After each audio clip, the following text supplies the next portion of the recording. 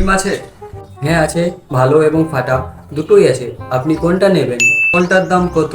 এখানে ভালো ডিমের দাম 100 টাকা এবং ফাটা ডিমের দাম 40 টাকা। তাহলে আমাকে 10টা ভালো ডিম ফাটিয়ে দিন। একটা গরম মশলা দেন তো। এই যে নিন।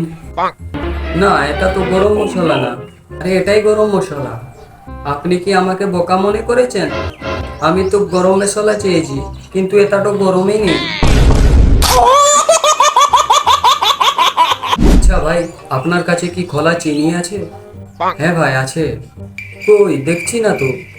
ওই যে ওই বস্তার ভিতরে আছে।